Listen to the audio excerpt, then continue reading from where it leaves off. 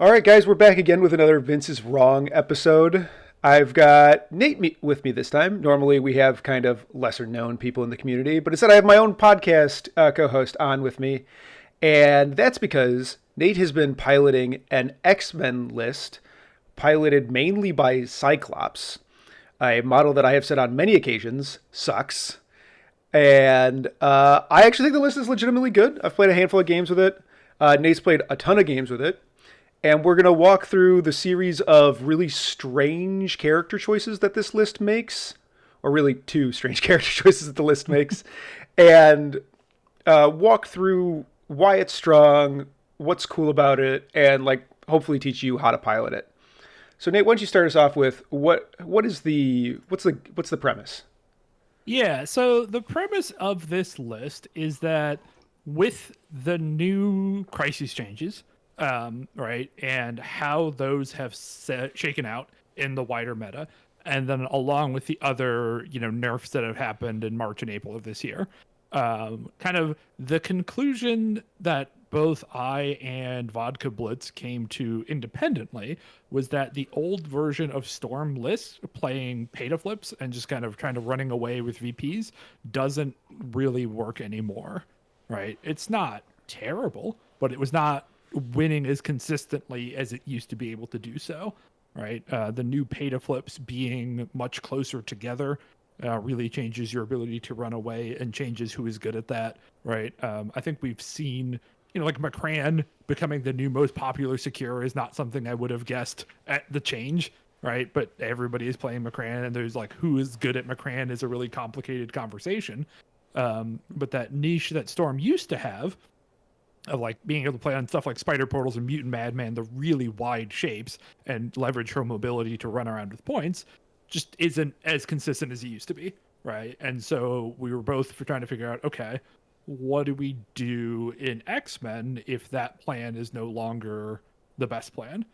And so, the core of this idea I did totally steal from him, which was that theoretically, Cyclops could be the best at Fisk and the new wedding party that we got, right? Those are very kind of like pay to flips used to be. They're very unique secures, right? The mechanics of them are different. How you approach them as a player is different than a lot of secures, right? And what models are good at bad at them is a different class of model than your like traditional shapes, right? So someone has to be able to be the best at that and like leverage that advantage to being a good list, right? And if you can be good at those, you can pick up a lot of, I don't want to say free wins, but when you win prio, you have heavily advantaged games, which was always the Storm X-Men thing before, right? If X-Men win prio and get their plated flips, they're starting at a major advantage. So can we replicate that with different secures? Yeah, and when you're talking about like unique, like yes, like those two crises are like uniquely shaped, but it's also they are like hands down the least played secures in the game at the moment. Yep. So like people are the least practiced on them, and if you are the best squad at them and you therefore have played them a ton, right, you're going into a significant advantage regardless of the actual like team composition matchup. Exactly.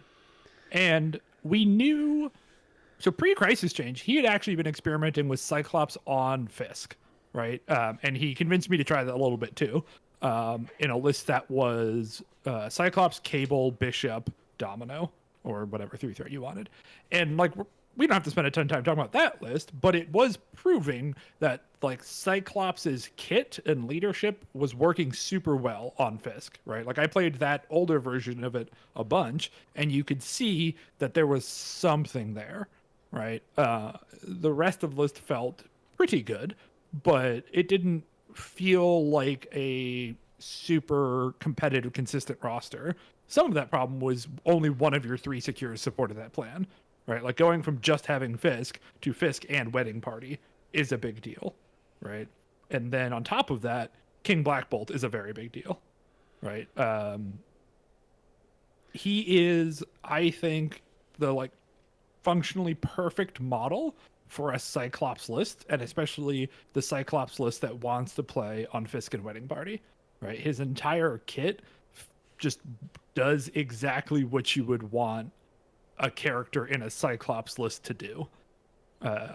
He's self-sufficient, but can scale with power. He can make a lot of power. Just let's talk about King Black Bolt for a while here, right? Mm-hmm. Because again, plan A with this list is you're going to start your squad with Cyclops, King Black Bolt, and then fill the points, right? But especially on your secures, you're going to play this guy every single game, and there isn't a model in the range that can really replace what he does. So the good things on his kit, like Cyclops, he has a gun that can push size 3s. Right, being able to control where a character stands is very important when the secures are worth 2 VPs. Right, the pushing people off of points is worth twice as much as it would be on a normal secure. Yeah, and also size 3 is like 86% of the game or something like that. It's like huge portion of the game. Yes, that change on Cyclops, where he used to only push size 2 and can now push size 3, is enormous for why Cyclops went from being a terrible model to a good one. It's just such a big difference, the percentage of models you can push when you get that jump from size 2 to size 3. Yeah, it's like size 2 is like half the game. Size 3 is like another 30% added onto that, something like that. Yeah, it's a huge upgrade. So that's great. Having a beam that's only 5 dice, but it does have the inhuman reroll, means that if people clump up, like they tend to on these secures, you get to beam across a bunch of people, which means you have a lot of opportunities to trigger Cyclops' leadership. Right? Black Bolt activations, especially when your squads tend to only be 4 or 5 wide, very often his activation will give everyone on your team a power. On top of all the other good stuff he's doing, he's very likely to hit the leadership 3 to 4 times and give everyone a power. So that part of it feels great. Yeah. Also, and Cyclops leadership feels balanced around the fact that like you can only trigger it twice, and you're not guaranteed to trigger it both times. And it feels like the intention of its balance. So like beams kind of shatter that wide open. Yes, beams and area attacks feel just the best with Cyclops' leadership. And I will say, I guess I'm just going to jump between Cyclops and Bolt a lot here, because there's so much of this is just how they mesh together, right? The Cyclops leadership is okay. Like, we should make that very clear. It is okay. It's not great, and it's not bad. But it's also like, man, that's doing it such a disservice too, because what it is it's hyper inconsistent. Right? When stuff is rolling your way in the Cyclops leadership, it really starts to snowball out of control. But you can be such a heavy lift to get the engine going. It is like a fixed gear bike with like I don't know if you've ever seen those like fixed gear bikes where like you can barely start them, but then they also go like 45 miles an hour. It's absolutely capable of getting out of control. Right, like you will have games where this feels like the best leadership in the game. It is a thing. So the way I try to tell people how to use this leadership is you have to forget about its existence until you trigger it, give someone a power, and then forget it exists. Right? If you start trying to make plans like you can with Professor X's leadership or a Steve leadership, right? Or Magneto's leadership, right? A lot of the other power gaining sharing leaderships, Black Bolt's leadership, let you make plans. You're like, oh, okay, this guy will throw this here, generate power for these people, and then that character can do this, right? Or in humans, very simple. Oh, he's going to walk over here, pass a power, then on his activation, he'll take another power and do this, right? The Cyclops leadership, you shouldn't plan around, right? You just forget it exists. You activate your model with the power it has, and then when you hit someone, make sure you don't forget your leadership exists, so you can hand someone a power, right? And then just push it from your mind again. And what it does is you just kind of get your characters are all some percentage more efficient, right? You'll just look down at your X-23 or your Domino or your Voodoo and be like, oh shit, he has like 6 power at the start of 2. That's awesome. What can I do with it? I didn't plan on Voodoo having 6 power at the start of 2. But it happened, right? And you just have to get into that mindset of not making all of your plans hinge around it, but then adapting to it and making the most of it when you do trigger it, which is hard, right? It sounds simple. It's very complicated. But it's also like, it's kind of just the nature of playing MCP. It's just like a very MCP leadership where like MCP, you just keep trying to put yourself in situations where when dice happen in your favor, you can capitalize. Yes. But you never go, you never want your plan to be like, okay, well, so dice go well to start this, and then from here, here's what we do. No, you just want to put yourself in a situation where you're not blown out if the dice go bad, but if the dice start going good, you are positioned such a way that like you can take advantage of good dice. Totally. And that phrase, right, that line of thinking is exactly Cyclops' entire kit, right? Mm-hmm. So one of the things I think people get wrong about Cyclops is they see he is a range 4 gun, right? And they're like, he's not super tanky. So they're like, oh, I'm going to keep on a back point and just have him shoot his gun. You don't really, in most of my games, Cyclops ends up not at the front of my lines and not at the back of my lines, right? Every time he activates and shoots his gun, ideally he has 2 people within range 4. So if you hit speed of sight, you have someone to shoot, right? So every time he moves, whether through walking, whether through Black Bolt's field leader, right, hit and run, you want to make sure he ends in a place where he has at least 2 models to speed of sight off of, right? And then if you hit it, great, cool, value. If you don't, you move on, right? But you put yourself in a position to take advantage of dice when they happen. Which does lend to him, I think, standing further forward than people naturally think he should.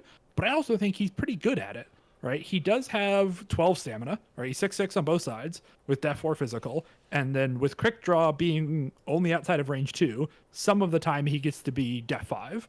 And that's like been durable enough. You don't tank with him, right? You can't just wander up to the middle of the table on his own. But he doesn't have to be all the way in the back. He'll survive long enough with his good stamina and the occasional use of Quick Draw. And then stuff like Xavier's Dream and Sacrifice and blah, blah, blah. Yeah, he's like definitely not tanky, but he is more tanky than the fragile 4 threats. Yeah, he's kind of like a Green Goblin, right? Who's, he's 7'5", I think? Yeah, Green Goblin 7'5", same stat line on the front, 3.35 on the back. So yeah, so kind like of. I think he's like a little bit more durable than Green Goblin. Is kind of the bucket I put him in, which is, again, I don't think anybody calls Goblin paper, right? Obviously his blip gets bad, but like he's not paper, he's not tanky, he's good enough is the way I think of it. And it's worth getting the speed of sight triggers is so strong that it's worth risking him a little bit to be in a position that when you hit the wild hit, you have someone else to shoot, right? The more you do that, the better Cyclops feels. The more pushes he gets, the more power he gets for field leader, the more leadership triggers he gets. Being able to take advantage of speed of sight is a big part of making him work as a character. Yeah, and then also like not like hitting the push that you desperately want and then leaving him with nothing to do with his other action. Yeah, is another thing. Like, so like he often stands kind of like 3 away from a lot of things. Yeah, and I also think that like he can often just get away with murder because like the character is only strong when his dice pop off. And when his dice pop off, the character is like unbeatable. When you just like roll that hit wild on every attack and you make 4 or 5 die attacks with the character and then end up field leadering like 3 things because now you're flush all of a sudden. And you like completely rearrange your board. It feels incredible, but like his typical turns are like 2 5 dice, push 1 character, and like trigger the leadership once or twice, and like that's okay. He is the MCP roller coaster in a nutshell. Yeah, right? yeah. His push is incredible when if you push 4 characters, get power to field leader 2 other characters. He's just like doing what old Thanos used to do, right? And he's a 4 threat. He's capable of moving, 7 models in an activation, which is insane. He's not going to do that very often. He's not going to do that every game, right? You have to know how to take advantage of good things when it happened to him. And also, I think a big part of playing him is making sure you're spending power on things that matter, right? Because one of the things I see people do is they'll have a turn with Cyclops where he does go gangbusters. He gets to make 4 attacks. He pushed a bunch of models and now he has 10 power. And they're like, well, I guess I'm going to field leader 3 things. And it's like, do you need to? Maybe you only need to field leader 1 thing and you're going to save your power for next turn where you have more important field leaders, right? Because his next turn, he might just whiff both of his attacks, and now you'll be happy to have banked power to then field leader then. So much of like how to use his superpowers means you really have to have a grasp on, the situation, the tempo, how the turn is going, what has to happen this turn, what is less important. It's so hard to explain. It just takes games, right? But it's the power is there, right? He has the capability of doing insane things. It's just complicated to maximize. Yes. And okay, so I think we've got now, like, just to summarize, our game plan is to play like Fisk or Wedding Party. So they're King of the Hill secures that count for 2 points, and there's only two of them. Yes. And then our plan is to use Cyclops and Bolt to push people off of them, and then use Cyclops and Bolt, who both have a field leader type ability. Bolt's is called Telepathic Command and is only once per turn, but it's cheaper. And then late in the turn, we're going to then commit our models. So yeah, go ahead. So let's talk about the hit and run, or no, sorry, field leader and telepathic command, right?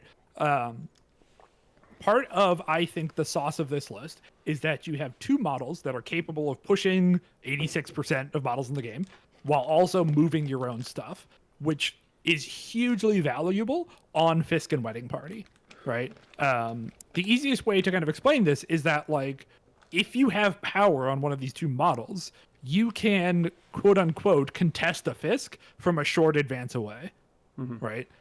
You see this a lot on turn one, where I'll have a model kind of wander up about a third of the way up the board, right? Not at the midline, but close enough that a short advance would put them on the Fisk, and they'll just stand there, right? Because if I stand on the Fisk, my opponent gets to shoot the hell out of them, right? So many guns can reach the midline if you're standing on it. So it's like, okay, Colossus or Okoye, whoever, is going to stand slightly back, out of range of all of your guns, and then last activation of the turn, Bolt will walk up, shoot whoever is on the point, push them off possibly, and then put Okoye on the point, right? And now I have taken the Fisk from you without ever exposing myself to danger. And then this also, future turns, like, okay, I score the point, you're going to try to move it away from Okoye, right? Maybe you take the Fisk and, like, okay, I want to ship it back towards my lines so it's easier to guard. And, like, great. Cyclops or Bolt can have Okoye wander back onto that point and then still get her full turn, right? They work so well by the nature of the secure having so much midline pressure that you just get to avoid. And then you also have ways for any model to keep up with the Fisk, right? You don't need models with inherent mobility when Bolt or Cyclops can provide that for them. Yeah, so often these games of like Fisk and Wedding Party is people are standing just enough so that their gun ranges or their attack ranges cover this like stripe in the middle of the table that is like a zone of death, and be like, anything that goes here is going to take attack after attack after attack. And most people break that parity by having something that's really durable, like a Hulk or a Beta Ray Bill or something like that, and being like, this thing is like, I paid points for it to take punishment, or a Colossus or something like that. And you get to avoid a lot of that because you don't have to step into the zone until the last activation, provided you can keep pressure off of Cyclops and Bolt, who, by their very nature, get to stand quite far from the point. Yep, absolutely. So both of those, and then especially telepathic command only costing 2, right? It is once per turn, so you have to think hard about it. But the fact that it costs 2 and he makes 2 power a turn means your turn 1 options with this guy can be pretty nuts, right? You know he's going to be able to move someone up. You don't have to worry about it, right? Cyclops, pretty hard for him to field leader turn 1, especially if you have to use, to me, my X-Men as a safe grab, right?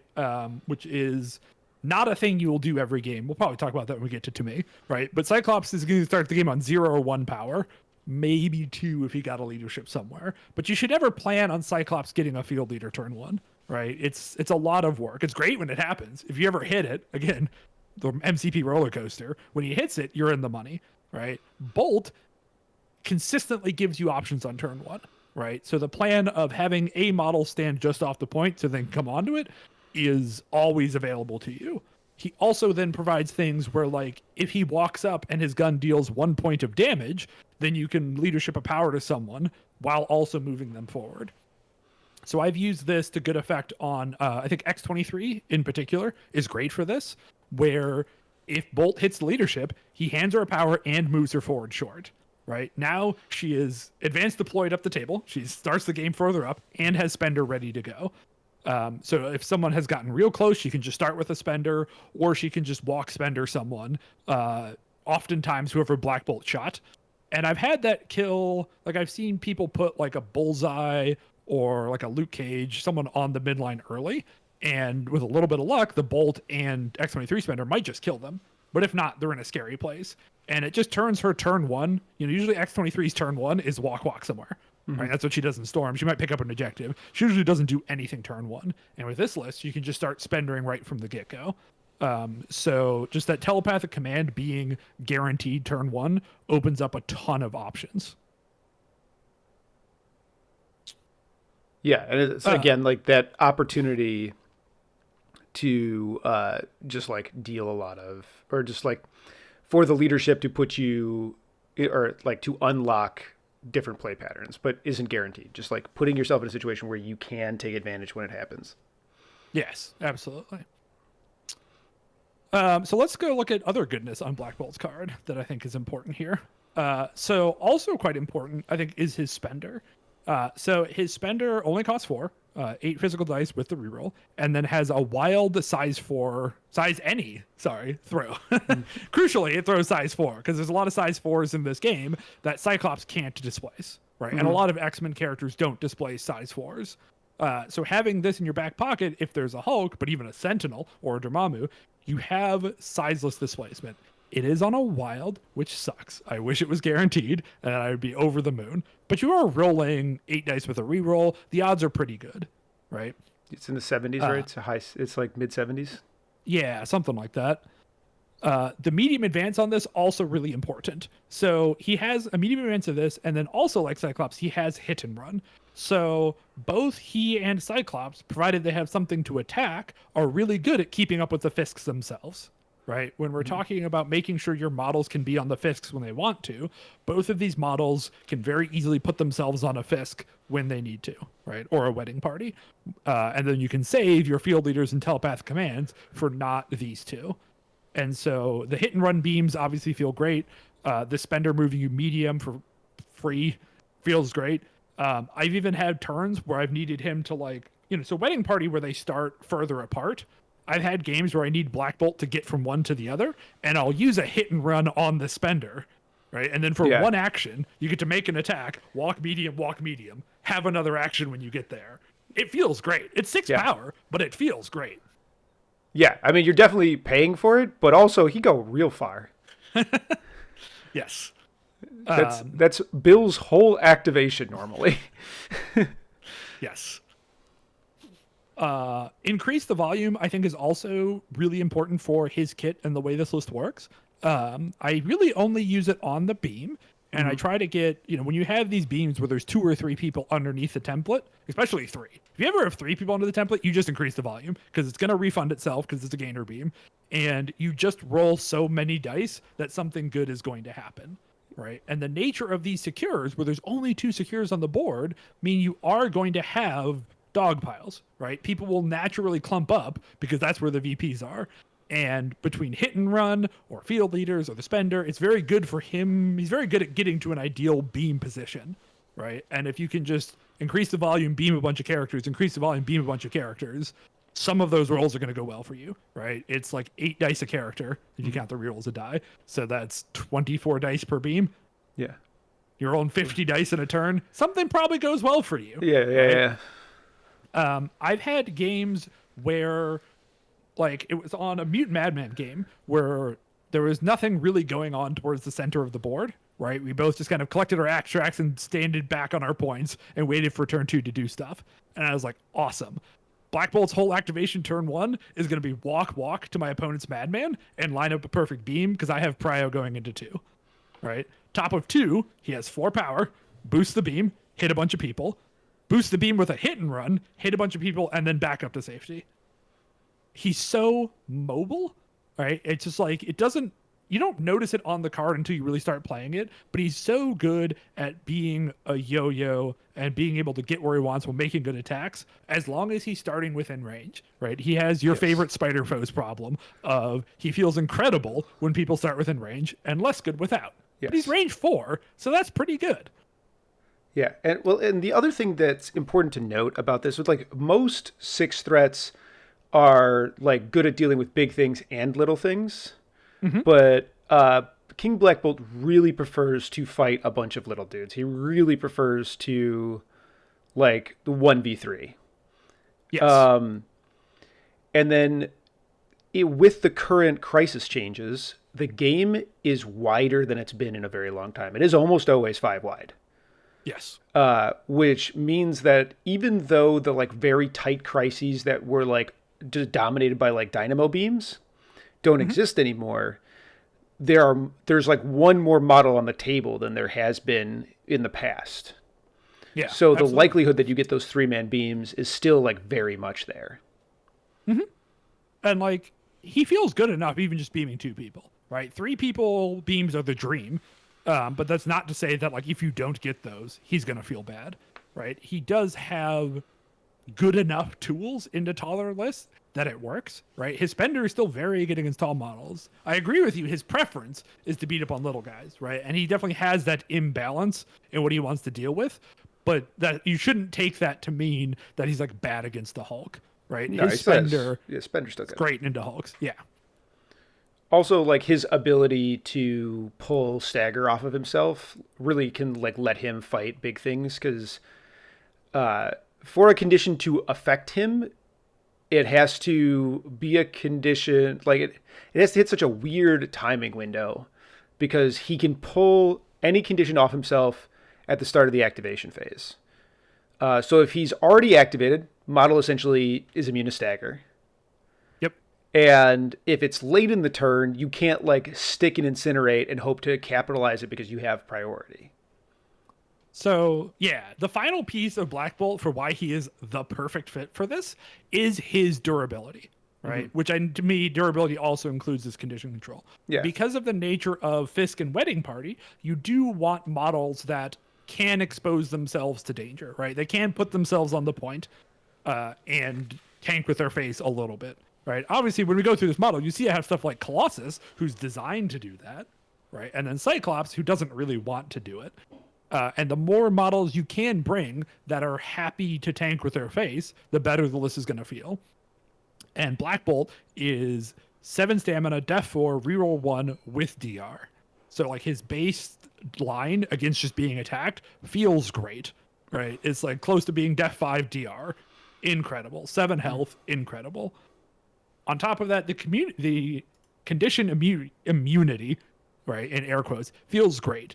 On something like Fisk, for example, the stun happens at the end of a turn. So even if they move the Fisk on top of him, it's like, okay, Black Bolt, take a damage, and now you're going to be stunned. It's like, cool, at the start of the next turn, I'm just going to get rid of stun. Wonderful, right? Between him and Colossus naturally being immune to stun, you've got some models who are happy to go stand on Fisks and tank, right? That durability, like usually turn 1, halfway through turn 2, I try to keep him back, but by like the end of turn 2, turn 3, he's absolutely just going to stand up there with his face, right, and be durable and take some hits. Yeah. And like the unique ability to like kind of so like the natural like predator of something like King Black Bolt would probably have been Namor because like I ignore your DR, I stagger you, you're a 6 threat, but because he still has the defensive reroll, meaning this is like one of the most likely models for Namor to scuff out on just generally on the stagger. Yep. And then if King Black Bolt has already gone, Namor is really discouraged to charge this model because the stagger won't stick. Yep. Yeah, I have found playing Black Bolt a lot that like he doesn't I've never felt a matchup where he feels terrible. I also think that like outside of someone who tried to play like 7 wide into me, he doesn't have like incredible crushing matchups either, right? He feels like a value engine Yes. that is going to do good stuff every time he activates to help you advance you towards a win condition. He'll do some damage, but he's not going to like, if you need to kill one specific thing, he's not great at it, right? He'll do some damage. He'll push some stuff around. He'll move one of your characters around. He's pretty durable. but he's just kind of a little value engine. And so I think why a lot of other lists have struggled feeling like he's worth a 6 threat is that I think you have to use all parts of him to feel like he's worth a 6. Right. If you're only interested in 2/3 of this character, you can probably do better for the threat cost. The fact that Cyclops is good at using all parts of this while he's also good at using the Cyclops leadership means he feels great. Yeah. And also a character whose strength is gated behind his power. Right. Which the leadership can break wide open. Like, he's clearly balanced around the fact that he only has a gainer and he has to be attacking many models to unlock like the better parts of his kit. But if he's late activation, every character has stacked the power on him. The character like wildly changes in strength. Absolutely. Yeah. Just under his own power generation. It's just like so often he's like, well, I either have to choose between hit and run or boosting my beam. Right. And if you want both of those things and can only pick one, it can feel really frustrating for sure. And also just kind of not worth his full cost. Right. Where it's like, well, I want to get on this point, but then he's only going to roll 5 dice. And man, it would be great if you could do both. With the Cyclops leadership, it's very rare you won't be able to do both of those things should you need to. All right. So we have our like core game plan of like, we want really these 2 crises. Like, other crises are fine and we can do whatever. But like, we want these 2 crises. We want to play Cyclops. We want to play King Black Bolt. Right. What pieces have we brought to support this plan? Yes. So let's talk about 16 threat. Okay. Right? And then we'll just kind of like build up each threat level. The higher the threat level it is, the easier it is to build good squads. Right. Since you are playing an unaffiliated 6, the higher the threat number is, the easier it becomes to fit everything you want, right? 16 threat and 17 are a little tricky, and we're bringing our own 16, so we have to have a plan for it. The good news is that 16 threat is hated by a lot of people. Yes. Right? So people generally won't give you your secures, so you'll only play Fisk or Wedding Party when you have Prio. And if you win Prio, it's so likely your opponent won't want to pick 16, right? So plan A is don't worry that much about 16 because it won't happen super often. But you do have to have a plan for it, right? You can't just ignore it entirely like some lists can, because you will play some games on 16. But it's not a crushing problem. The reason I preface all this is because the ideal models for Fisk are Black Bolt, Colossus, Cyclops. That is 14 threat. You would have to have an affiliated 2 to make that work at 16, right? One of the complicated parts of this list is which 2 threat do you bring? I think there are 2 choices and only 2 choices, and it's Okoye or Toad. Okoye is the perfect model for this list. She loves getting bonus power from the leadership. She loves, tanking with her face and standing on a point and being durable and bodyguarding for friends, right? She loves being field leadered around. She's great with all parts of the list. She's unaffiliated. So we can't do that at 16. Your other option is Honey Badger. Honey Badger is affiliated. You said Toad. No Toad. Okay. I said there's 2 and 2 only. It's Okoye or Honey Badger. All right. Every other choice is wrong for this list. Honey Badger is affiliated, which is great. She has Taunt, which is not as good as Bodyguard, but still really good. Ankle Biter is very good on these secures where people want to clump up. Ankle Biter is also hilarious when you have things like Field Leader or Telepathic Command, right? King Black Bolt being like, hey, Honey Badger, go stand right here so you can get all of my beam people in Ankle Biter. Now I'm going to boost my beam and just let it rip. Feels incredible, right? However, she doesn't contest the stupid secure. Yep. That's a problem. It's a huge problem. So You're playing 3 models to their, like, if they go 5 wide at 16 and you're playing 3 scoring models, well, you got to do a lot of pushing and a lot of rearranging. And if you ever lose a scoring model before it scores, you're in so much trouble. It puts a lot of pressure on you to hit your wild pushes, to get people off of there, to do damage to daze people with Ankle Biter. It just feels rough. So you can make your 16 better by including Badger, but I don't think it's worth it, right? I don't think that 16 is so much better than what this list can do that it's worth giving it up, and that at all the higher threats, Okoye just feels perfect for this list. So at 16, if we're playing Bolt and Cyclops, this list has exactly one option. You have has no choices to make. It does have options. Oh, right. You can play Storm. Don't play Storm. You're going to play King Black Bolt, Cyclops, X-23, Domino. The good news is I think that is a very good list for Fisk. I think X-23 is the 3 threat I always reach for first when playing this list. She's very good with the leadership. She loves a little bit of extra power, but she doesn't need a ton, right? So like you can do early leadership triggers on her, but then later on you can just have the leadership go elsewhere, right? She doesn't demand the power. She just wants a little bit more. She's super good at triggering it, right? X-23 attacks are very likely to do damage. Yeah, it is of any 3 threat, it's very hard for her to just totally blank out. And then we talked about some of the turn 1 stuff before, right? But she's good at being moved up with telepathic command, right? She can tank with her face. She's not crazy durable, but between the reroll and then healing factor, X-Men cards, she's durable enough that she can stand on a Fisk. And she loves having a party of people on a Fisk so that she can pick on a weak person, kill them, get Assassin going, do a bunch of damage, right? So X-23 feels great in this list, great with the leadership, great at the secures. Always happy to play her.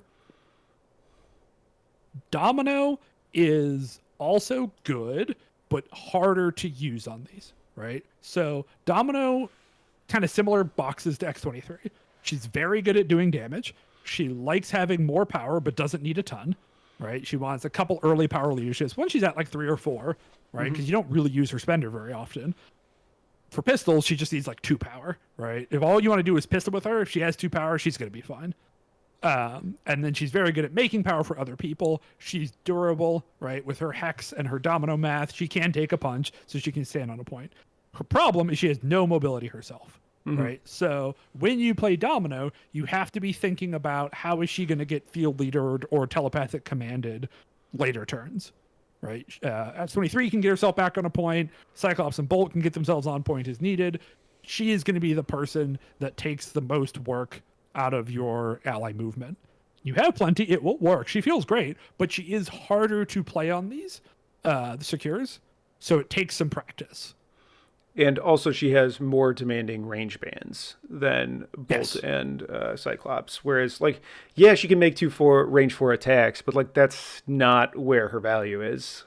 No. She needs to get into be pistoling people at some point. So that is your 16. And I think it feels plenty good, right? Especially because a lot of rosters are just bad at 16. Yeah. Right? Or they just don't plan on it. Oh, they don't plan on it. Yep. And then once you start going 17 and above, things start feeling great, right? So the next model I always want to play on my secures is Colossus. He is the like ideal dude to play on Fisk and Wedding Party. I guess the only thing that can make him more perked is immunity to stun. I think I said earlier he's immune to stun because I was thinking of Bishop. We're going to talk about Bishop. He's not, but it's fine. So the things Colossus that makes him really good at these secures, he's very durable. His front side is pretty tanky. His back side is unbelievably tanky, like the most durable model in the game especially for his cost. Def 4 counting blanks with DR, unbelievable. So he's very tanky, very happy to tank with his face. He has now, with his second set of changes, he actually has some control. He has more pushes, and it's size 4, and it's omnidirectional. So if he gets to stand his feet and just punch twice, you probably get a wild in there. You move somebody off. If you hit 2 people, great. You can also do some goofy stuff of like using him to quote unquote abduct people where you just push them through him towards your guns, towards your dominoes. He loves to just stand on a point and throw hands, which is what you want for Fisk. Yeah. And he also has an ability to get back on the Fisk after he's been displaced. And he's really hard to displace as he just straight up can't be pushed. Absolutely. Yes. The change to Big Brother is so fun in this list. So range 4 is a huge distance away from a Fisk, right? I've had a Bill throw me medium off a point, and I'm still going to get back to that point given some time, right? Bill made 1 attack. I'm like, all right, you're still within 4. Pay for Big Brother. Walk short. Cyclops goes next, makes some shots. Field leaders him short back. Hello. Colossus is back on the point. Activates. Has a good time. He is so hard to get off a point and to keep off a point with the way Big Brother works on top of all the other mobility you have, right? I've also done it where I've like use Big Brother and To Me My X-Men, so Cyclops a million miles away can still help him get back on a point if need be. He's so weirdly mobile in a way we haven't really seen in a character before, as long as he has power, right? The thing about this Colossus is he is a very thirsty model, and he is not good at making power because he only just rolls some 5s, which is fine. But everybody, 5-die attacks sometimes work great, sometimes do terrible, right? It's not where you want to be if you're a model that wants to spend a bunch, and he will spend all the power you give him. Right, being able to do multiple Big Brothers, where it's like, okay, I walk closer, now I can actually taunt. That's 4 power, right? Ending your activation on 4 power is not trivial. Yeah, especially on a character that has no like sauce to help him. Like a 4 threat with a 5-die builder is like okay, but they typically have something else that helps them generate power. Whether it's I hit these faces, or I have pierce, or I have a reroll, or I count a specific face, or like whatever it is. Yep. Colossus is just straight rolling 5s. Like, yeah, that size 4 push is incredible, but that's the specialty he has. He does not have help with power other than the leadership, obviously. And then he has an incredibly good spender, a good terrain throw, and then on the front, he will sometimes want to spend power to add defense dice. My number one tip for Colossus players is to be judicious with using that, right?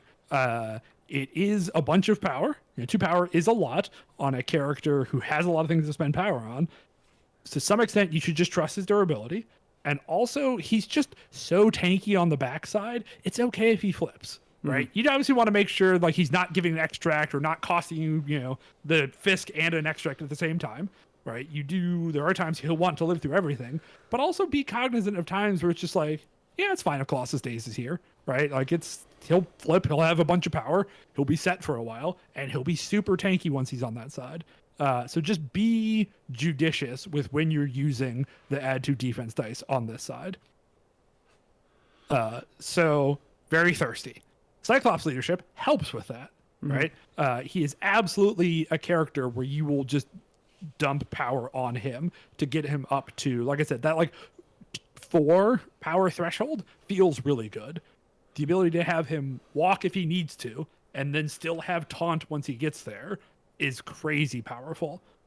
So getting him to that number is important. Kind of like Domino, he's also a character that will want a lot of field leaders, telepathic commands, right? Using those to get him back on the point if it moves away from him is important. I do think he would be, if he and Domino are on the table at the same time, he's probably a lesser priority, right? Because all you're getting by commanding him is a 5-die attack, right? No rerolls, no pierces, none of that stuff we talked about. It's 5-die attack, maybe it pushes something. Whereas if you're getting Domino, she's getting 2 pistol shots, which is just going to do more than 1 from Colossus. So that's also part of what you have to be thinking about when playing this list, is not just, he's off the point, so I have to get him back on it. It's, if I paid 3 power for field leader, what am I getting out of it, right? If everybody else is already on the point, absolutely do it. But just think about, does anyone else need this more than Colossus? I also found that when I was playing the list that that Colossus is a priority to put power on is like fundamentally unintuitive, I think. Because like you too often think of him like, this is my bodyguard character. This is my Steve. Right. He's here to die.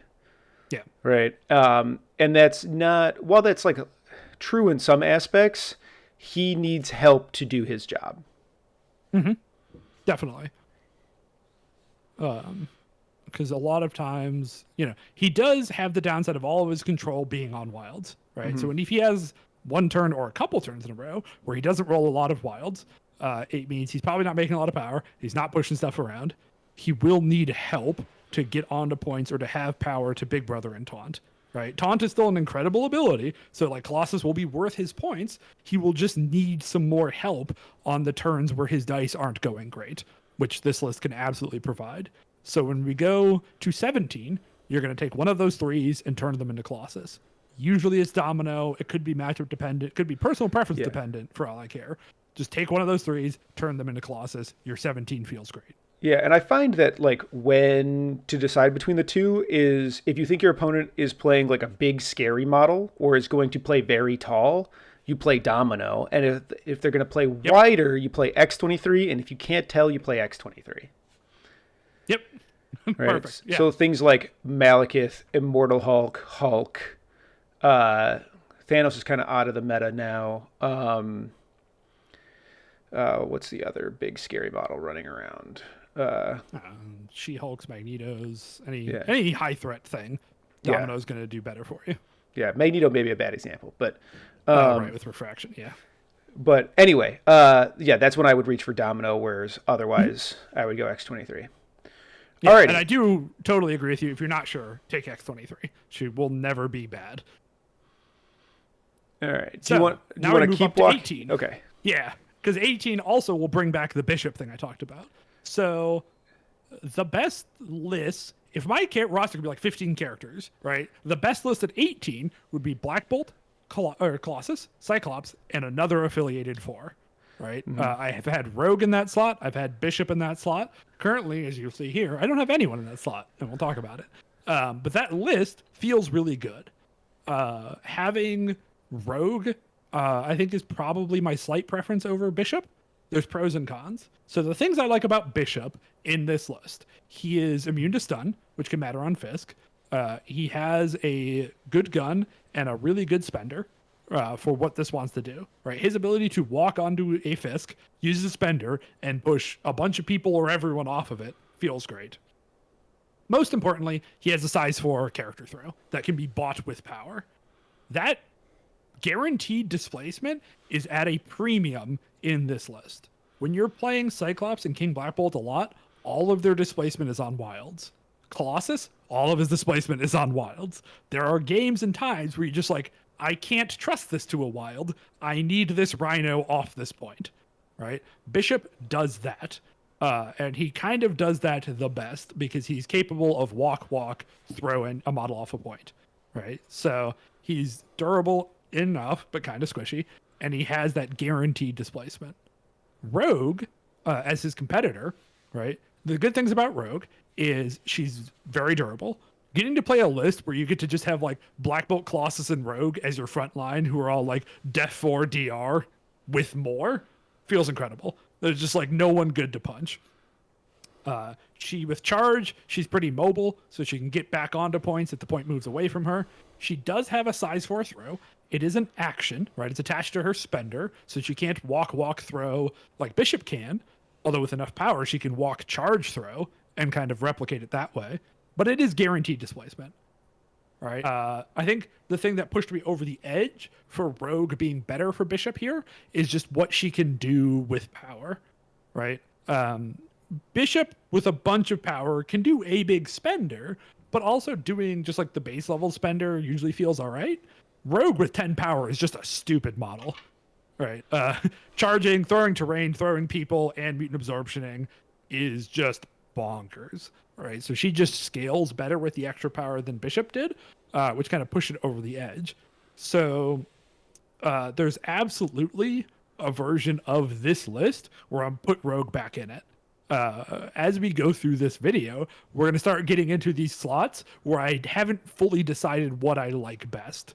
I know the fundamentals work, right? The Cyclops, Black Bolt, Colossus, Domino, X-23 are all locked. They are perfect models for what this list is trying to do. They are the best in slot for their jobs. The other 5 models are all up for debate, right? We talked about the Okoye versus Honey Badger. Storm, Shang-Chi, Red Skull, and Voodoo are all hotly contested spots, and we're going to go over who their competition is. So I would love to have Rogan here. But Since you don't. I don't. So you go with the backup plan of take your 16 of Bolt, Cyclops, Domino, X-23, and you put an Okoye in there, right? Okoye, we talked about her a bunch. She's very good at Fisk and Party. She's good at tanking. She loves to have some leadership power. Getting to play Colossus and Okoye can give you so much control over who your opponent gets to attack, right? We also have Sacrifice in this list, so you get a lot of ways to split up your opponent's attacks and make them hit the things you want to, which feels really good. So I think the 4 wide often felt slightly better, but the Bolt, Cyclops, Domino, X-23, Okoye feels great. Yeah. Right? There's nothing wrong with that 18 at all. Yeah, and I agree. And I don't think like I think when you play these lists, you get to a point where you're like, okay, how much do I want to optimize for every instance of best case scenario versus like give myself options to play a game that I didn't get to pick the perfect situation for. And I think Bishop and Rogue are Bishop especially, but Rogue to a lesser extent is really like a piece that is like optimizing for a very specific situation and then will not see a lot of play outside of her best case scenario. Yes. So that's the perfect way to put this because, like, the initial version of the list was just like all 10 of these models were going to be optimizing how the list works on Fisk and Wedding Party, right? I've said the word Fisk so many times this video, and I'm going to say it a bunch more. And then it's been a matter of, okay, which Fisk models can I cut away so that if I lose priority into webs and have to play Extremis, right, or Mutant Madman, or, Meteors, any of these other shapes, I need to have other models in there to help with those problems, right? So it's been like, all right, here are the 10 perfect models. If I can play Fisk every game, here are my 10 perfect models. All right, now let's slowly slice that away, figure out what's necessary to feel great at Fisk, and then what do I need to feel good at other crises has been the journey of this list. And that'll be why Storm is here, which I think we'll probably get to at the end here, because like 19 and 20 are pretty simple, right?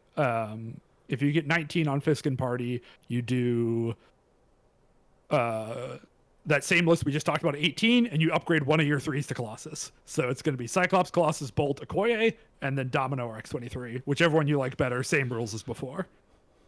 20 threat, you have some more choices here. 20 threat is another one where Rogue felt really good, because then you can do Bolt, Cyclops, Colossus, Rogue, Okoye. And that list is super durable, super tanky, super fun to play. Without that, you can do Bolt, Cyclops, is it 4-3-3? Colossus, Domino, X-23. Feels pretty good. I guess, yeah, we can go to the breakdown if you want to. I think there's also, you could get Shang-Chi in there at 20, right? Yeah. Yeah. You could do Play two Cyclops. threes, your core, and Shang-Chi. Yes. Which also feels great. Shang-Chi is a stupid fucking model, right? He is very strong. He's very good at these points because he has guaranteed displacement. Again, love guaranteed displacement in this list. Yeah, for the low, low cost of one power. Yeah. Can move anybody off these points, getting back onto points. Likes the leadership, doesn't need a ton of it. Gets really silly with Xavier's Dream. Right. If you really need him to not take damage to throw someone off a point into their friends, being able to just be like, all right, I'm def 4 counting blanks. You snuck one through? No, you didn't. Get tossed. Yeah. Feels great. He is an incredible model in X-Men in general. Well, he's also really great in Storm, which is a big part of why he is for the Storm half that we'll get to. But the Shang-Chi at 20 feels really, really good. All right. Okay, so let's talk about, there is clearly a Storm half to this leadership because Storm is not being played when we're on our game plan, right? Nope. You're like, oh, there's literally no choices to make at 16 threat. Definitely no other threes in this list except that we have Storm here. And so Storm is clearly hanging out for plan B, and yes. Storm has long time been like the good X-Men thing. Yes. I would argue no model has been nerfed as hard as Storm while remaining viable. Yep. And there's like only one in contention that has become unviable. Mm-hmm. And yeah, so okay. What's Storm here for? Why are we playing Storm? So Storm is here, I think, for two main reasons. One of them is that, I guess these are the same reason phrased differently.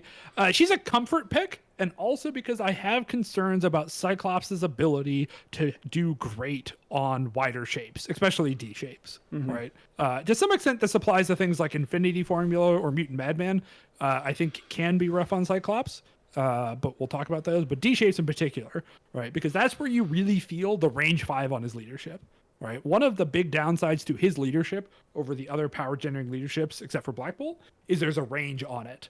Right. Range 5 is big, but it's not the table. Yeah. And you can absolutely get into places where you just have like 2 pods of 2, and then your leadership is just like, maybe your friend gets a power, which is not a bad leadership, right? Even in those situations, I would never call it bad, but you don't feel as good about it as you would otherwise.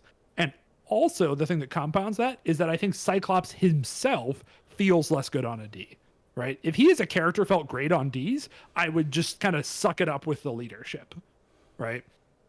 But the D shapes are where it's hardest for him to always have people in range 4 of him, right? That game plan we talked about before of making sure you have things to speed of sight, right? And you have things to field leader, you have things for him to do when dice go well. Just how spread out Ds become, it becomes harder, if not impossible, for him to stand in the places he wants to stand. Right. It's like, oh, well, if I want to cover 2 of these points, I can't stand on one of them. I have to stand between the points so I can shoot one and field leader the other or whatever. And it's just awkward. I know Vodka Blitz has always had more success than me playing Cyclops on the wider shapes. So I did want to preface this saying it was a comfort pick because I'm not totally shutting the door on the idea that Cyclops could be made to play every secure. I haven't figured it out. I have Storm in here because I couldn't solve it. But I don't want you to take that, if people want to take this list and play it, they might be able to figure out a way to make Cyclops work on those shapes that I haven't, right? And like I said, Simon has been able to do better than me. I think he also has put Storm in his list at this point. So I think we both kind of agreed it's a little too difficult, but there might be something to explore there. All right. I can't let this go unaddressed any more times. We've mentioned him too many times. Yeah. Listeners, if you don't know, Vodka Blitz is probably the best known developer of lists for X-Men. He runs the First Class blog. It'll be linked in the video down below. And if you saw the X-Men list we put out, we mentioned him a bunch in that, as well as a lot of X-Men has a very high buy-in as to knowledge required to play the faction, and he has proven himself to be one of the best sources of that information. And then Nate is, I think, widely considered the best operator of X-Men, as opposed to Simon Vodka, who is the best builder of X-Men, or best explorer, I would say. Yeah. But yeah, check out his blog. It's linked in the description down below. His stuff is great. Absolutely. Yeah, excellent shout out. Vodka's the best. So for Storm, it's okay, Storm is pretty good at Ds, right? I don't think she's Web Warrior's good at it, but she's certainly good at them. What do we need to bring in Storm to shore up the matchups where I'm not comfortable playing Cyclops? So the good news about the Storm side is that a lot of my Storm lists previously started with X-23 and Domino. Right. Those are just the 2 best 3 threats in X-Men and kind of always have been. And I think will continue to be. There is a notable exception missing from the Storm thing we're going to talk about. But those 2 have always been in all of my Storm lists. Right. The missing 3 threat would be Beast. Right. We have talked a lot about how good Beast is for the Storm game plan. And he ain't here. I tried to fit him in this. Well, so there's no space. I also think Beast is worse than he's ever been, which isn't to say he's bad, but kind of the value he brought. He was so good at the previous game plan of grabbing stuff, controlling points, throwing people off points, running around the board, being hard to kill, and just scoring out. He still does all of those things, but it's harder than it used to be to win that way. And I have found myself needing more models to be proactive and to be better at either stealing or attrition, right? If he was better at one of those 2 things, I would try harder to fit him into this list. But it just, again, if I had 15 slots, Beast would be here, no problem. But I had to give up Beast and find other things to do what he was doing to make this all fit into 10 models. The other thing about Beast is that I also think there's a lot more things running around in the current metagame that prey on him due to people teching for Shang-Chi. Shang-Chi's weakness is downrange energy attacks, right? Beast dies to energy attacks whether they're downrange or not. And so and there's kind of, I think most competitive players have tipped to the fact that energy is the strongest type currently in the game. Yep. There's like some quibbles you can have about that, but generally, energy is the strongest type. So there are a lot of energy attacks running around intended to target Shang-Chi, but that will just like blow Beast off the board by accident.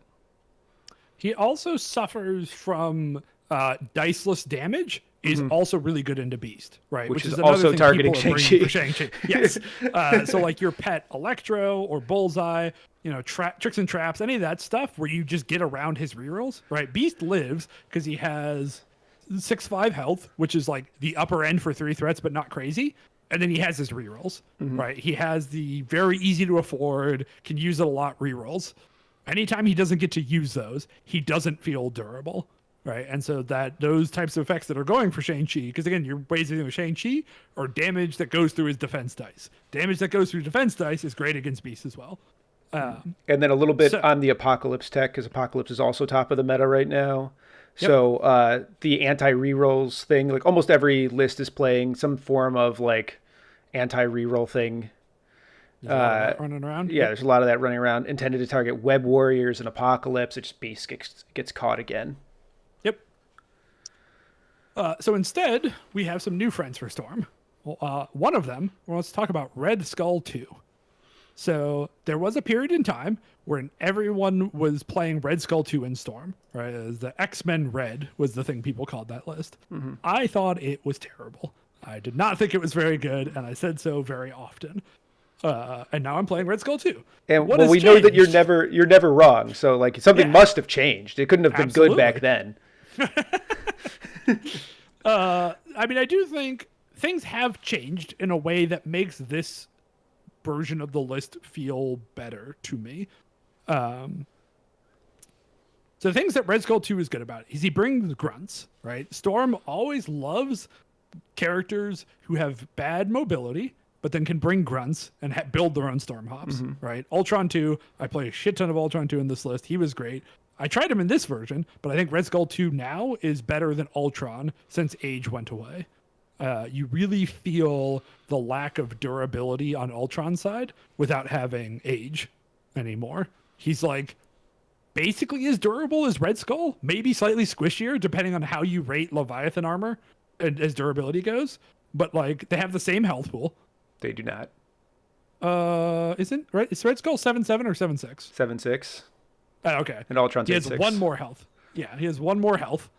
But has way often less damage and less consistent damage, right? So he's a tiny bit more durable, and he does have bow, and he does have a terrain throw, but the counting blank 6-die attacks is turn per turn. The Red Skull floor is just so much higher. Yeah, I think in terms of like output, I think I would quibble on the like much less or slightly more durable. He's much more durable. But yes and no. Red Skull's like grunts counting. So yes. And like I don't think Red Skull is the incorrect pick here. I think he is correct. I think you're just putting a little too much credence on the durability versus damage thing. I think it's like his ability to control the line of engagement with the blitzes and the pushes is a huge deal. Yes. For him, whereas like Ultron only gets to do maybe one bow. Yes. So the thing that's cool about Red Skull is being able, it's kind of like playing Red Skull at Midnight Suns, right? Where all this model wants is more mobility. The rest of his kit is just like perfect. He just wants more mobility. So instead of bump, we just have the grunts or another model go. He hops off of them, hits a dude counting blanks, does a bunch of damage, maybe pushes them away, hits a second dude or the same target, makes a second attack, maybe gets a push, and if he gets the blitz, can then back up. Right, so he can like hop forward, push 2 things while doing a crazy amount of damage, and then back himself up to safety. That feels great. The grunt scoring is also, I think, a huge part of why I like him in this list. Right, Ultron on D shapes is difficult to maximize. He's not bad at them, right? But he does have this problem of he usually will have to leave a point to be able to affect a different point. Right. And then has to then like, even with a hop, he's going to have to walk to get onto another D. So if he's like on a side D and his best job is to go for your opponent's home D, even with a hop, he's going to have to walk in there somewhere. So he's making one attack and doing a bow or a terrain throw. And those are usually his turns, which is okay. But then with Red Skull, having the ability to possibly double blitz means there are turns where he can get from one point to another without walking, right? You might have to hop in there, but like hop, hit a dude, get the blitz, walk, blitz again, get onto a point. Amazing. And then also being able to just like leave your grunts behind if you need to be able to split up and score two things, right? Later in the game, there'll be times where it's like, okay, Red Skull has to go chase down an extract carrier or go to this other point. I'm going to just leave the grunts back here and they'll get me a VP. And every VP will matter on a lot of these D-shaped games. So like if the Ultron grunts could score, I think there'd be a closer argument. The fact that the Red Skull ones do and Ultron doesn't means it's like a slam dunk for me with the jobs I need this 5 threat to do. Yeah, and also like leaving the grunts behind lets Red Skull afford to not stand on points. Whereas Ultron might feel the pressure to go walk onto that point. Whereas if you left the grunts behind or the grunts can just walk onto that same point, you're like, that's fine. Yeah, like there'll be turns where Red Skull hops off the grunts, makes his attack, gets one of the blitzes, but then misses the second blitz. And you can be like, well, at least the grunts stayed home and can score that one for me, right? Whereas if Ultron tries the same thing, it's much worse. So like, even if you don't get the double blitz, you can have Red Skull 2 turns that feel totally good on those shapes. There was one other 5 threat in contention for this spot, which is Jean. So I think Jean Grey, with her current buffs and the current meta, is a very good model who is being slept on and ignored. She feels really good in the Cyclops side of things. She does so much damage, especially when you play Mental Dom, which is a very broken card. Like that card is insane. Her damage output is insane. Her problems are she's not very durable, which is a problem, but it's okay to have glass cannons, and she's not very mobile, which the Cyclops and Bolt help out a lot with. I would play her a lot in the Cyclops side of things where I needed a 5, like I wanted to go narrow and I needed a 5 threat that could kill things, right? I've had games, if she gets to like builder, spender, throw terrain, and mental dom, she does an unbelievable amount of damage, way more than Red Skull, right? I know like Red Skull is the pinnacle of 5 threat damage on average, right? Like his floor is so high, right? And then his ceiling is pretty good, but he's still only a 2 attack man, whereas Jean can be like 4 attacks and a throw. Yeah, his spender can throw. Fucking I know. I mean, you're discounting the grunts, but yeah. Well, okay, yes, but it's different than what Jean can do. Yeah. Right. Her spender is so good for what it is. Right. It is 5 cost, 9 dice, guaranteed size for a throw, and then maybe an explosive on it. The last game I played, Jean was into a Malekith, where like top of turn 2, she just got to builder, throw a size 4, mental dom Malekith, daze Malekith. The next turn, Malekith walks up, charges, and kills a bunch of stuff. She spenders Malekith, throws him into X23, and kills a full health X23. Because she blocked 1 and took 4 from the collision, but I had the wild explosive, so she took another 1. How much collateral damage that spender can do, her ability to kill multiple things is crazy good. However, she's not good at D-shapes. She was a model that exemplifies the concept we were talking about earlier of like, yeah, she's really good in plan A, and she's pretty okay at plan B. She's terrible when we're talking about plan D. Yeah. When you're in a matchup you don't like, or on Yes. shapes you really hate. Yeah. Yes. She is not enough help there. Whereas like, okay, I'm very happy with all the squads we talked about for plan A, right? The Colossus and the 3s and all that stuff feels good there. It would be cool to have a Jean here, but I need more help elsewhere. Thus, Red Skull. Alrighty. Who we got left? We have Shang-Chi and Dr. Voodoo. I think everybody knows why Shang-Chi's here. I don't think we need to talk about like how this model's just broken. And he's great at plan A. He's great at plan B. One of your rough matchups is Web Warriors. This guy stomps Web Warriors because he's picked Mystic on his attack for some reason. Yep. And like just the amount of displacement, the difficult, like his frustrating durability, the fact that the whole meta is warped around him and he's in 50% of lists at most competitive events right now. Yeah, I don't think we need to spend a ton of time on why he's here. Yeah, the biggest thing for him over what we talked about is that he is the perfect model for both leaderships and both plans. He's so good at what both. He's just so good at Marvel, right? Yeah, like, he's just really good at Marvel. It's just good at Marvel.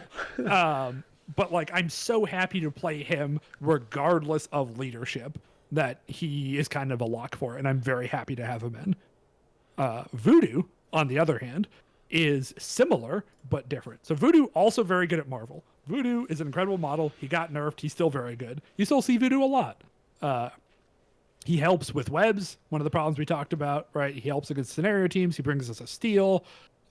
He's good in both leaderships, but not great. He's nothing special in Cyclops. Like, sometimes giving him more power is good, but sometimes he just Yahtzees himself and all the power he needs anyways.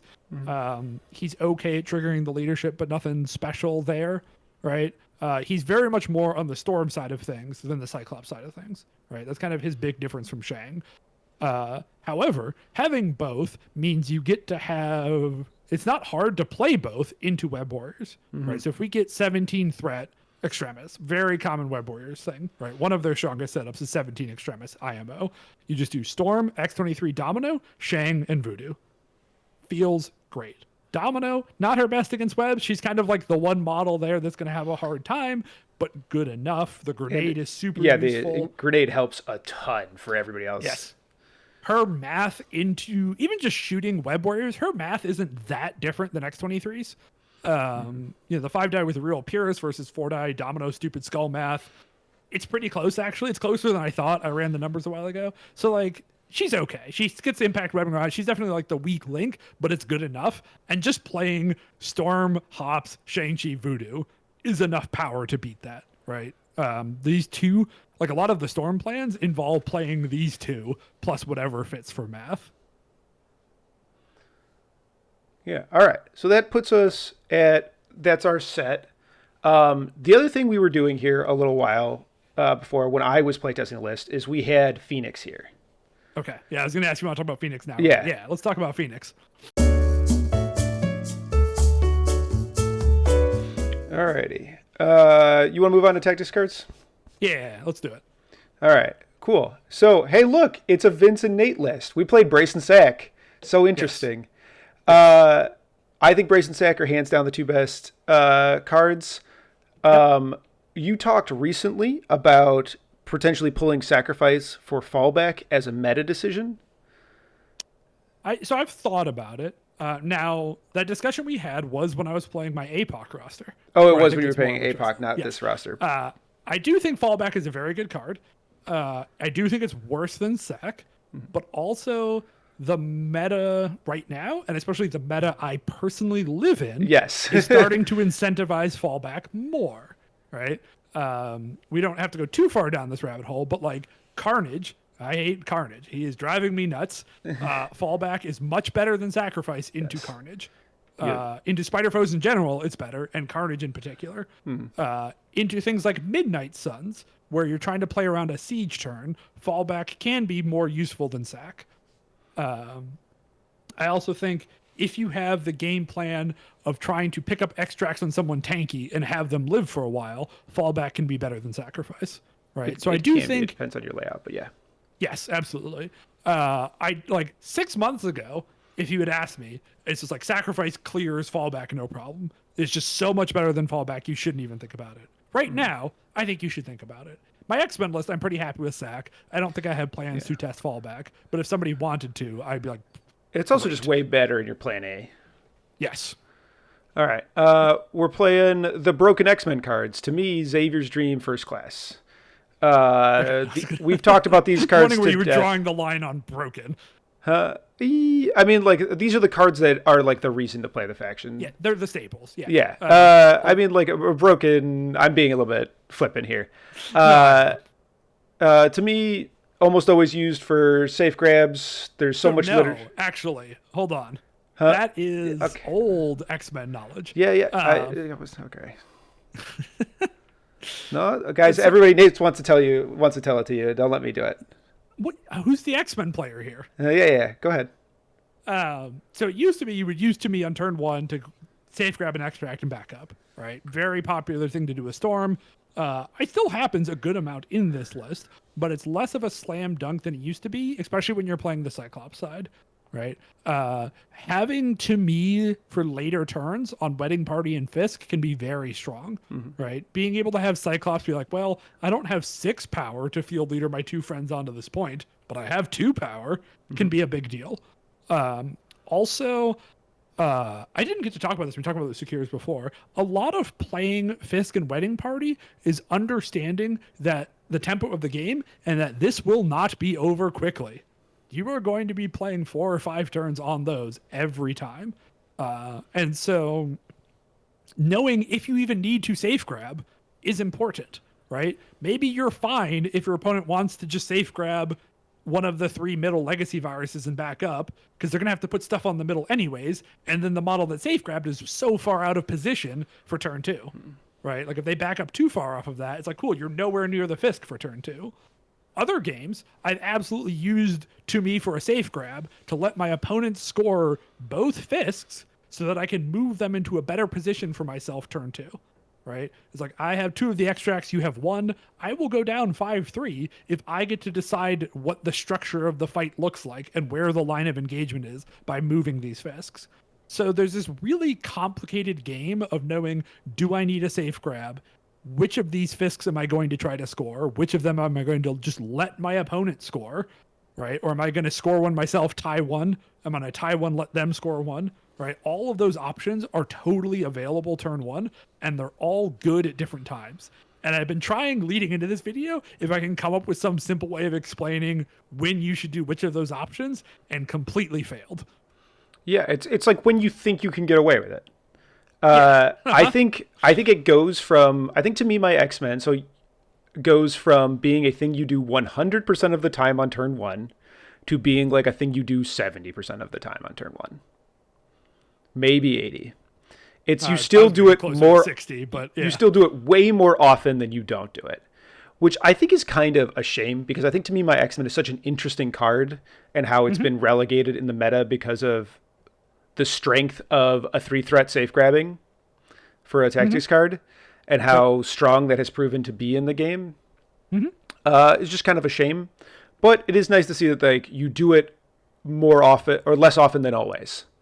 Totally. Especially on Fisk and Wedding Party, right? Pretty much any other secure, you're back to like the 90% of the time just going to rip this off for a safe grab. But when you're on your 2 secures, I think it's actually closer to like 60 or 50. And I know Vodka's even lower on that percentage than you and I are. He is very much happy to save that card for later turns and just have a slower turn 1. Yeah. First class you play only on pay to flips. Xavier's Dream you always play. Children of the Atom we're playing. It's like you play it mostly into APOC, but into like any condition heavy matchup, especially if you're playing like it's just like APOC. Yeah. So like here, one of the secrets of this list is you really just play like 6 of these cards. Right. A lot of your games, you're going to play Brace, Sack, To Me, Dream functionally every game. Yep. Right. You have 1 slot. It's the easy way to think about this. If it's a pay to flip, you probably should play first class, but not always. It kind of depends. If you're playing like Black Bolt and Okoye on a pay to flip, you may be only getting 2 power out of this card. It might not be worth it, but it's not going to be bad.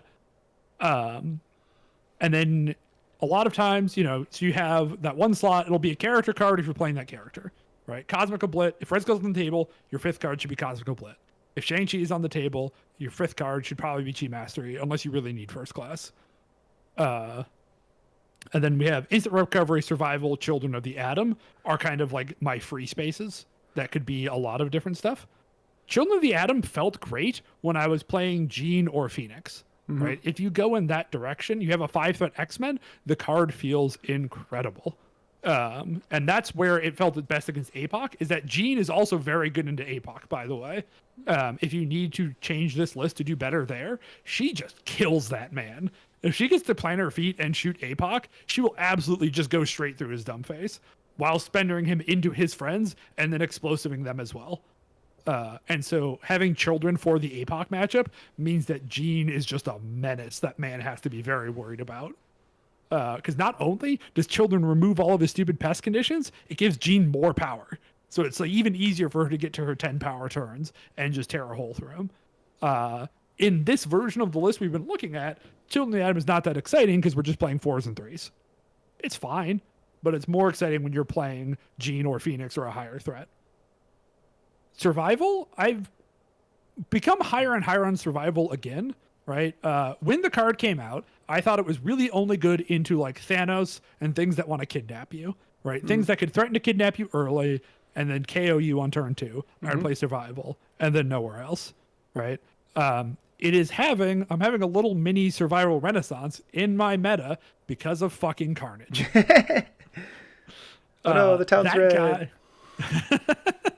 He's so good at killing a bunch of stuff, right? There's later turns where it's just like, all right, I've got, Carnage rules to play. I still have Webhead. I've got my dumb spender. I can kill a whole bunch of stuff. I'm just going to have a bloodbath, right? And a lot of those turns hinge on just one of your dudes surviving to actually go accomplish things, right? Whereas Carnage is very capable of killing 3 models if he's next to all of them. Being able to say, no, Carnage, you may kill 2 of them, but this one's going to live and have an activation can be a huge deal later in the game, right? And it just like, it wasn't intuitive to me that he was replicating the problem Thanos used to make, but he kind of is. And this list does play a lot of 3 threats who have very good turns and don't need a lot of power to have those good turns, right? X-23 and Domino are some of the best survivalers in the game. Yeah. Because it's like other ones need like, I need like 6-7 power to have a good turn. And Domino's like, I need 2. So I happily will pay 3 for this to not die to Carnage, then activate and kill Goblin or whoever the fuck, Rhino, whoever's left. So yeah, and I've also just been on the other end of those games where you're like, okay, Carnage can walk and spender the entire team, but as long as one person lives, I win the game. Mm-hmm. Right, and having a card that says that you get to do that is very important. Yes. And so I'm willing to believe there may be other times where I have been undervaluing survival in the current meta, and might experiment with playing. Like, definitely going to play it into foes every game now. Might experiment with it more elsewhere. Instant Recovery is such a whatever card. I've thought about putting Warpath in here instead. One of the things that I have found this list, and also me personally, struggle into are the very fast scenario teams. So like Web Warriors and Kingpin have both been problems for this list and me throughout the history of my MCP career. I think X-Men has always had a rough matchup into Kingpin, and I don't think that has really changed with this list either. Why I think that is, so one, if the game is going to get won quickly, you have less time for models like Cyclops or King Black Bolt or Colossus to hit their wilds, right? You are kind of banking on a 4-turn game where they get to make that many attacks and hit those wilds, and they'll get enough of them that things will be fine. But Kingpin on something like Scoundrels threatens to do it way quicker, and you'll have turns just like, turn 2, I missed both my wilds, I'm in a bad spot, right? That's where you really want the guaranteed displacement we were talking about earlier. That's where this list can struggle. I also think that so much of the strength of this list and X-Men is their defensive tech, right? Where like they are squishy models, but Xavier's Dream is a really stupid card. Sack is really good. Colossus's Taunt is really good, right? I've got an Okoye in here who might be a Honey Badger, both defensive models. You're very good at weathering the storm of attrition lists, in my experience. But a lot of those cards don't do anything or don't do enough into something like Kingpin, right? He's not trying to attack me. He's just going to throw me and run away and be little dorks, right? And so something like Warpath, I think is an interesting card to offset that and to help my models get back into position, make more attacks, and just kind of go full throttle into those lists that are trying to stay away from me. So that's a thing to test. Warpath it's a good card and not a broken card, right? I think nobody would argue that it's bad. Nobody would argue that it needs to be restricted. It's just pretty good. So I'm thinking about that. Instant recovery is fine. It keeps X-23 alive, but she's now the only healing factor model I play, right? It was better when I had Logan in here, but boy, Logan is having a rough time in the current meta where Shang-Chi is everywhere. So I'm going to try Warpath. And Eddie, if you have a pet card you want to try, the instant recovery slot is a perfect place to put in whatever the hell you want. All right, and let's wrap it up with Crisis. We've talked so much about Wedding Party and Fisk, so we know what we're doing there. McCran slotted in because this is the Crisis everybody puts in when they don't know what to put in their roster. But also, like, no team is bad at this Crisis, it feels like. Yes. And X-Men are naturally talented at pay-to-flips. I don't know, go for it. Yeah, so this is a good list. It's the most closest secure after Wedding Party and Fisk. So it will keep people in the Cyclops bubble. It will keep people in range of Field Leader. It will give Black Bolt good beams, right? It is a great one for Black Bolt to use his mobility to get to a lot of points, right? His hit and runs and his spenders moving him around a bunch gets pretty good on this one. Lets him flip a bunch of stuff. You'll get good beams. It feels good for those two characters. And then, like you said, X-Men naturally pretty good at pay to flips. Your other threes are good at it. I think it's perfectly acceptable. I also know that a lot of players, myself included, hate the 50-50 flips of sword base, right? Or this one, where at worst you can make it, your opponent can just roll a bunch of 50-50s and score these out from under you. One of the things that makes me less excited about this list is that you are often going to be as tall or maybe taller than your opponent at 19 threat. And having the last activation on McCran can be a very big deal, right? And so it doesn't feel ideal. I'm trusting intrusions in this slot because it's similar to all the other ones where you get cramped fights, right? You get people standing on points, you get things to beam. Your mobility kind of matters, but kind of doesn't, right? Because of the way the intrusions can move models, Black Bolt being able to move medium a bunch only matters if he's getting displaced, which isn't nothing. It does put a lot of stress on the range of Cyclops' leadership, right? You can send leadership from one point to another point, but I don't like if you stand dead center, you're not going to reach the outside points. So it does mean you're going to miss some leadership triggers. It does make it a little bit harder to get field leaders going. It's something to test. It's just there's not an ideal third Crisis here, which I think is true of a lot of lists, right? Like I don't think it's a unique problem here because they did a pretty good job culling the sets of three, right? And so now a lot of lists like, well, here are my two favorite secures, and here's my third one that I don't hate. And then we got Skrulls, Legacy, and Human Weapons. These three Crises have one thing in common, as they are some of the most stand on the center secures or extracts in the game. Yep. So we could have one more, even more center, right? So you could cut Skrulls for Alien Ship and have all of the most center line things imaginable, right? The reasons we didn't do that. So one of the reasons these were picked is they're all higher threat.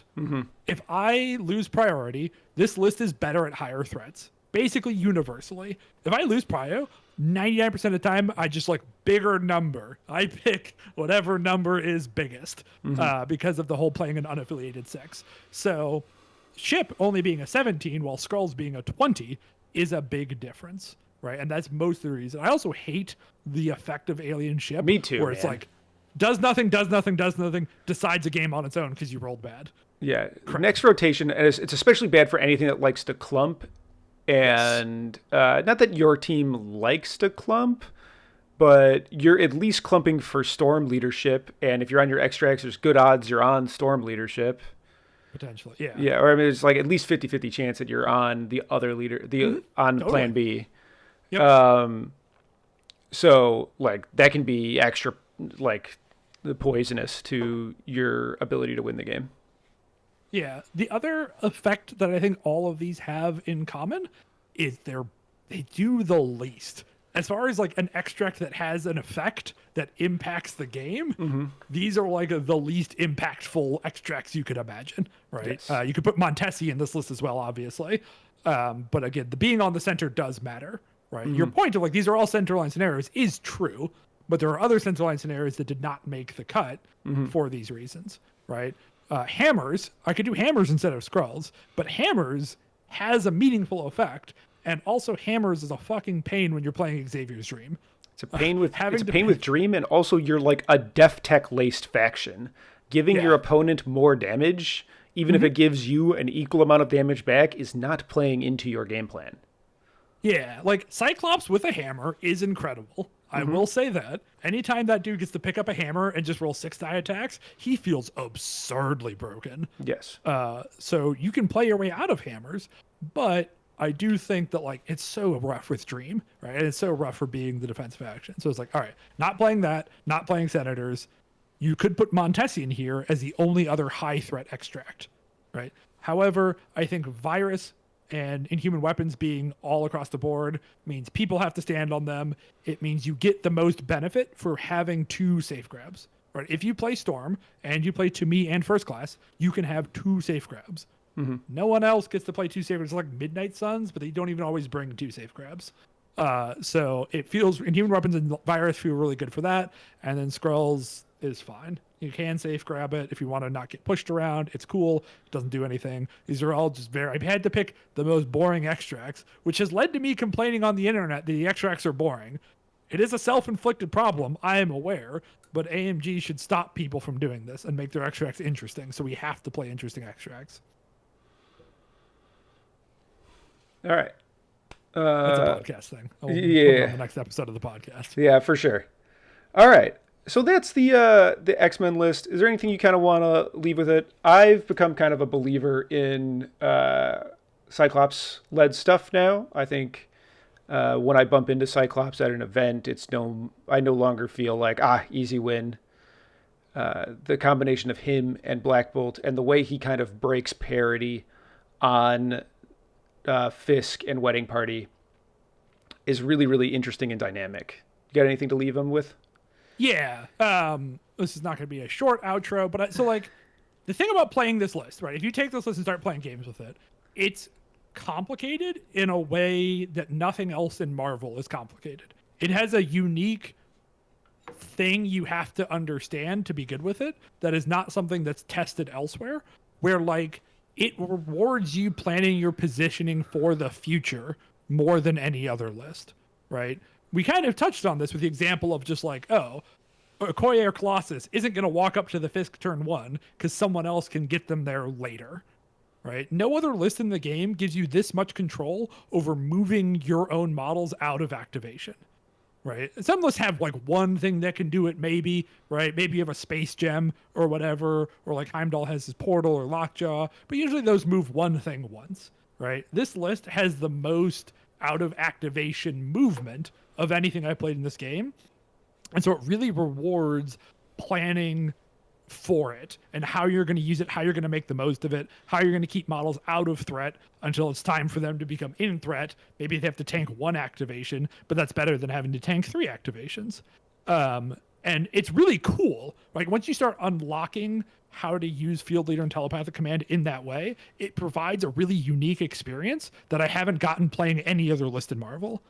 But there's going to be a skill curve at the start here that's going to feel weird, right? And so the advice I would give to anyone picking this up is just think about the ways you can be cute and clever and maximize the Field Leader and commands and your ability to have 2 of them, which means you could do 1 at the start of the turn and 1 at the end of the turn to fix your problems. Whereas before you had 1 of those, right? So it's either Cyclops goes early, moves people in the threat, then I have nothing later, or you can have Cyclops go at the end of the turn, put people back on points.